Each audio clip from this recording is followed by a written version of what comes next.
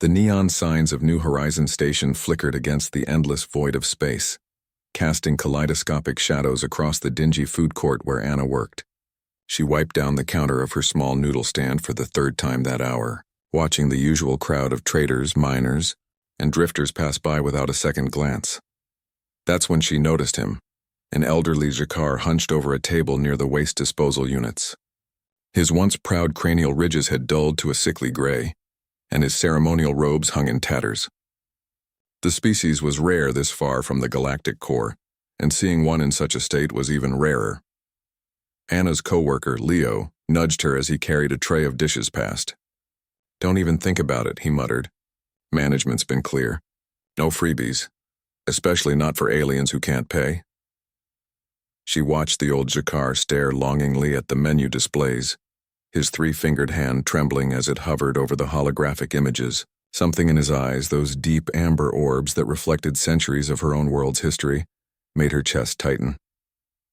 "How much does the basic protein bowl cost us?" Anna asked quietly. Leo sighed, recognizing that tone. "Anna, you can barely afford your own rent. The station fee went up again last week." "How much, Leo?" 3 credits. But that's not the point. Anna was already moving. She grabbed a bowl, filled it with the rice noodle, mixture that had been her grandmother's recipe, one of the few Earth traditions that had survived the diaspora, and added the synthetic protein chunks that most species found palatable. She even added extra vegetables, the real ones that cost her a premium. The old Jakar looked up in surprise as she placed the bowl before him. Up close, she could see the fine scars across his face, the kind that came from ceremonial dueling among his people's warrior caste. "For you," she said simply, her translator chip rendering her words into his language with a soft chime. His amber eyes widened. "Young human, I have no currency that your station accepts." "Then it's a gift." Anna smiled.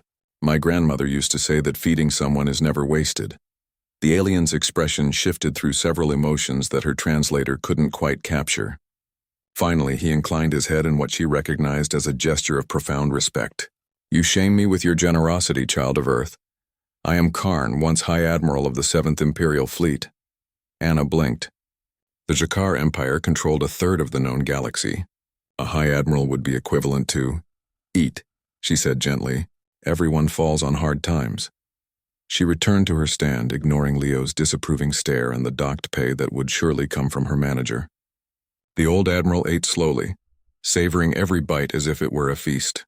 When he finished, he stood with difficulty, bowed once more to Anna, and shuffled toward the station's lower levels where the destitute made their camps. Anna thought nothing more of it. 6 hours later, her shift had just ended when the station's proximity alarms began screaming. Red lights bathed the corridors as panicked announcements echoed through the speakers. "Unidentified capital ships detected. All personnel to emergency stations." "This is not a drill." Anna and Leo ran to the nearest viewport along with dozens of others. What they saw made her blood freeze. 3 massive vessels hung in space outside the station, each one the size of a small moon. Their hulls bore the silver and crimson insignia of the Jakar Imperial Navy. These weren't patrol ships or frigates. These were world breakers, the kind of vessels that could reduce planets to ash. "Why would the Empire come here?" someone whispered. "We're neutral territory." The station master's face appeared on every screen, his composure barely maintained. "Attention all residents. The Jakar Imperial Fleet has requested..." "They've requested to speak with..." He paused, consulting something off-screen. "Anna Chen? If there is an Anna Chen on this station, please report immediately to Docking Bay 7. Anna felt every eye in the corridor turn to her. "That's you," Leo said unnecessarily, his face pale. "Anna, what did you do?" I gave an old man some food." The walk to Docking Bay 7 felt like a death march. Station security flanked her, though whether for her protection or to ensure she didn't flee, Anna couldn't tell. When the bay doors opened, she gasped. A crimson carpet had been rolled out from an Imperial shuttle. Rows of Jakar honor guards stood at attention, their ceremonial armor gleaming. And there, at the end of the carpet, stood the old alien she'd fed, except he no longer looked old. He stood straight. His ridges had regained their lustrous sheen, and he wore the full regalia of his rank. "Anna Chen." Karn's voice boomed through the bay. "Approach." Her legs felt like water, but she walked forward. The old Admiral's eyes held the same warmth they had before. "Forgive the deception," he said quietly as she neared. "I was lost. Investigating corruption among my own officers, I found myself betrayed and stranded. I tested many on this station. Hundreds saw me. Dozens stepped over me. But you, a human child working for pennies, you shared your food. You shared your grandmother's legacy." He gestured, and a younger Jakar officer stepped forward carrying a crystalline case. Inside was a medal unlike anything Anna had ever seen.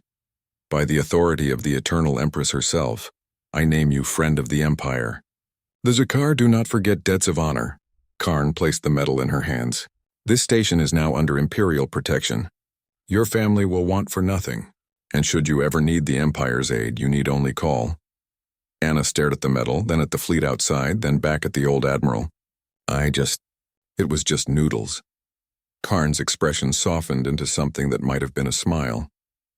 "Perhaps to you, but you reminded this old warrior why we fight to protect civilization in the first place. Humanity has always possessed something we long-lived species forget: the ability to see the person, not the circumstance." As Anna was escorted back into the station, Leo stood waiting with his mouth hanging open.